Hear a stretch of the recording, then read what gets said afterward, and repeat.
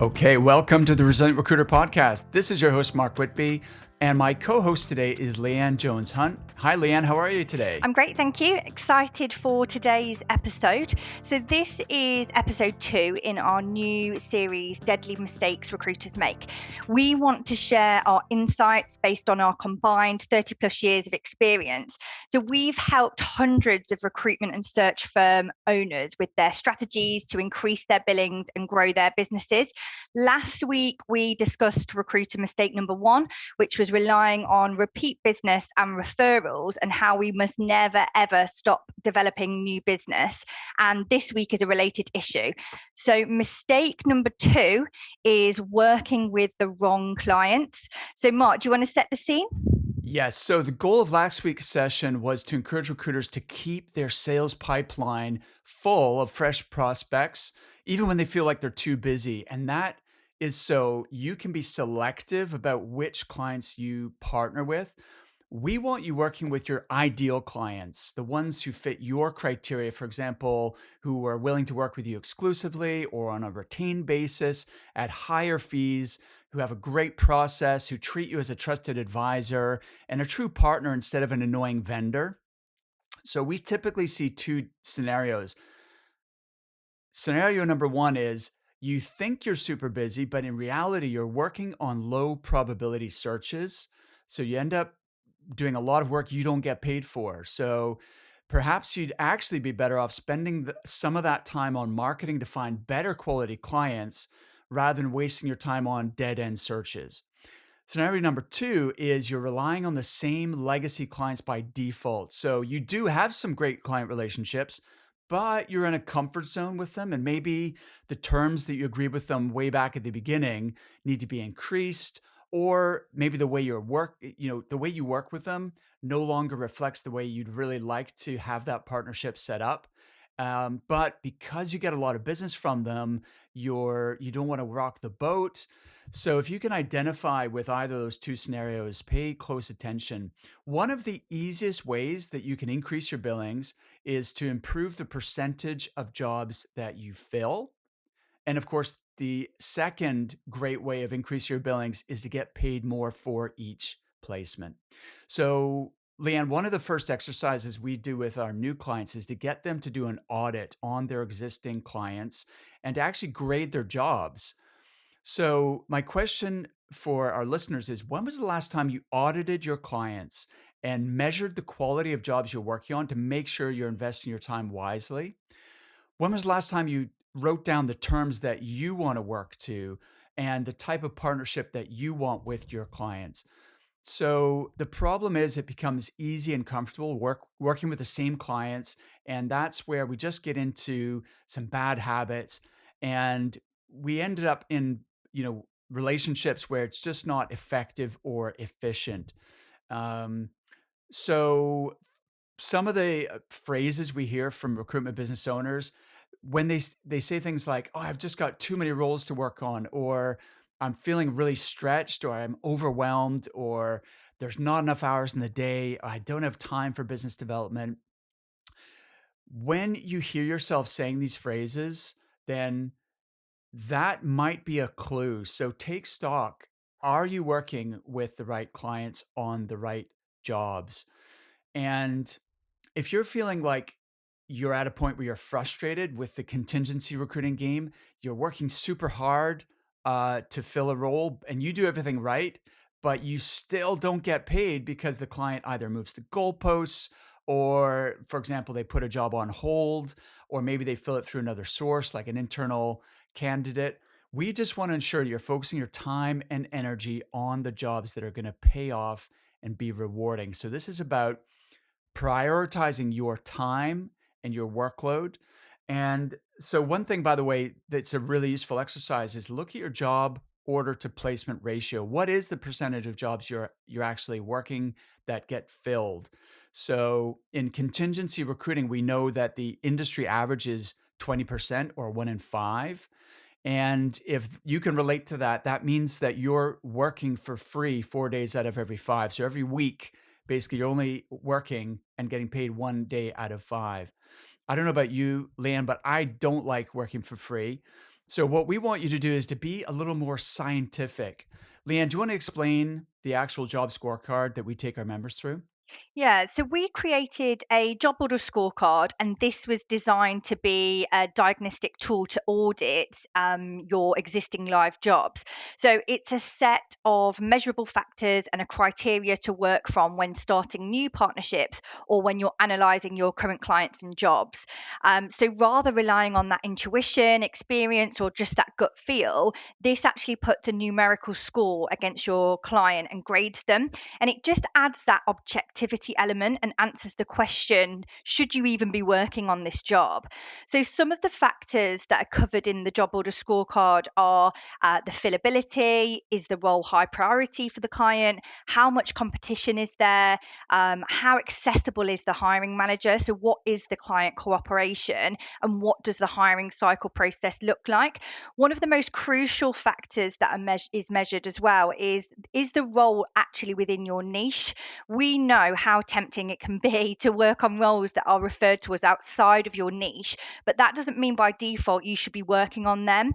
This means that you're probably starting from scratch in most cases and being at the mercy of LinkedIn rather than the recyclability of working in your own niche and space with candidates that you already know.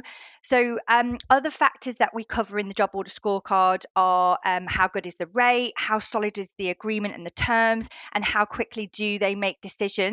I think sometimes we make excuses for our legacy clients just because of the history that we have with them. So that gives a flavour, and there is a spectrum for each of these two, so A, B, C, or D. And we recommend doing this for all of your live jobs. It really gives a snapshot in terms of where you should be prioritizing your time.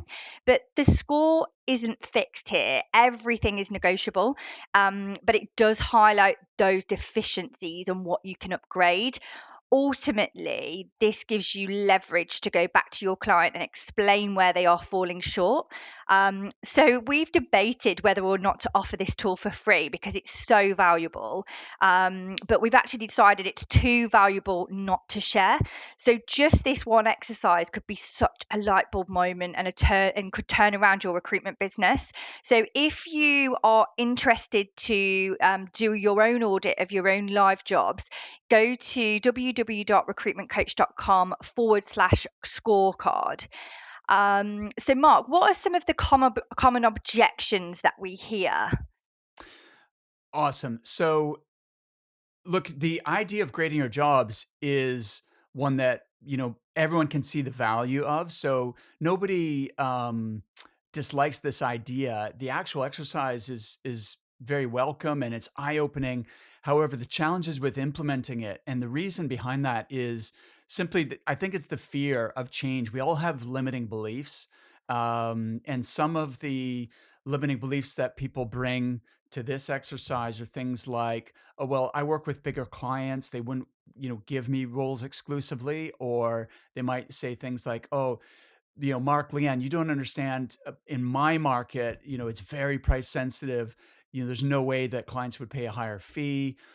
So if you hear yourself saying these statements or similar, then it's a sign that you do have an underlying, self-limiting belief that we need to challenge, in order to move forward and improve your business.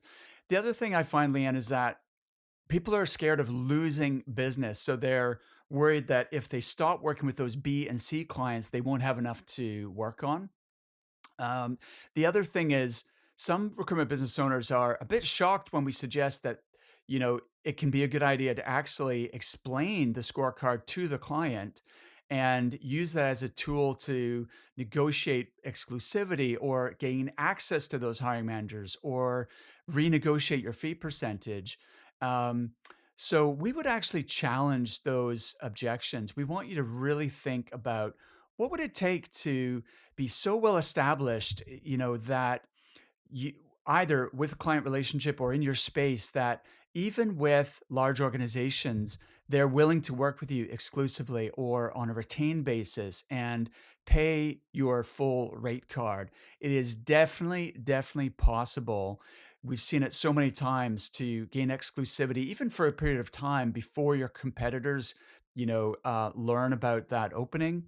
Um, Always be thinking about ways to enhance the partnerships with your clients rather than just, accepting things as they are. So, this exercise, of course, goes hand in hand with what we discussed last time. You do need to be developing business and have a full pipeline in order to have that walkaway power and to be able to choose your clients and only work with your ideal clients. Leanne, can you give a few examples? Yeah, so one of our members, Michael, he went through this process recently and was immediately able to increase his fees and started getting exclusive and retained roles on. So we coached him through on how to pitch the retainer, how to handle the objections regarding the fees. And for him now, it's sort of never going back in terms of the way he used to work with clients. He has his non negotiables and his criteria now when he's forming these new relationships. But we've seen this time and time again. We've got 50 plus members, and the new default is exclusive and retained plus higher fees. And we've seen it with Karen, Susie, Gina. This exercise, the job order scorecard, will definitely shine a light on some of your oldest and long standing legacy clients. And as Mark was saying, it's the fear of change. And some of our members actually found this exercise quite difficult because of the insights it provided about their legacy clients. And even our most experienced clients were falling into the classic mistake of saying, I'm too busy, until they realized the jobs they were working on weren't actually quality positions.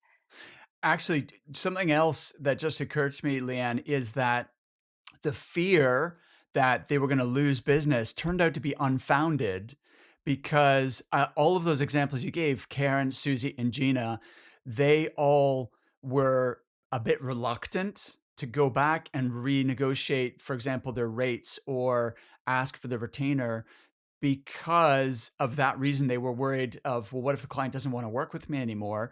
And in every case, the client just said yes. So, that concern that was holding them back turned out to be really just in their imagination, provided, of course, you can give an explanation or justification to the client about the reason why, this is the way that you want to work with them and how it benefits the client. Then you'll find, of course, not every client is going to come along with you in your new, way of working, but you'll be pleasantly surprised that many will. So, based on everything we've talked about today, Leanne, could you just identify some specific, simple actions that people can get started with? Yeah, so action number one is to go to www.recruitmentcoach.com/scorecard and download the scorecard. Step two is actually do the exercise and the audit. Give a score to each of the roles that you're working on so you can measure them up against one another. Step three is to reprioritize your time and energy based on that score from what you're seeing. And I think it'll provide just incredible insight in terms of where you're spending your time and where moving forwards you should be spending your time. 100%. So again, it's recruitmentcoach.com/scorecard to if you want to do this exercise for yourself. And once you've done that exercise, if you realize that either you're undercharging or you want to make that shift from contingency to retained, or maybe you don't have enough clients to work with to give you that walkaway power, then we can absolutely support you. So the timing actually is perfect for you to have that conversation with us because we have a new cohort starting our Inner Circle program on the 31st of August. So if you're interested in learning more about that, then book a free one-to-one strategy call with either myself or Leanne by visiting recruitmentcoach.com/breakthrough. So if you've been listening to the podcast for a while and you've been curious about our Inner Circle coaching program, but you haven't yet reached out, don't wait. Get in touch now. You will either speak to me or Leanne. We will ask you lots of questions, discuss your specific situation, your goals, your challenges, and give you a custom roadmap for leveling up your billings. Okay, so Leanne, let's wrap up. Yeah, so it's so crucial to have an awareness of where your clients are deficient. There's always room to improve and upgrade your clients in order to get more billings for the same or less effort.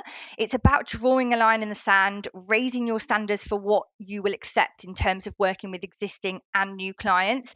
Also, to be completing this audit regularly. Partnerships change over time and you want them to evolve. So join us again next time. Leanne, do you want to give us a flavor of what we will be covering in our next episode?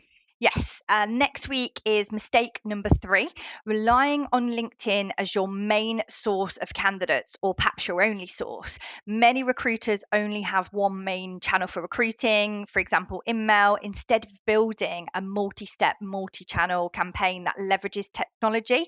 We've seen that people give up too soon when recruiting, or they've been recruiting for the same way for years and bad habits have crept in. We also find that recruiters don't evolve their approach and don't leverage these multiple channels and touch points. Awesome, Leanne. I'm really looking forward to that. And this was fun. Have a great day, You too. and I'll see you soon. Thanks, Mark. Bye.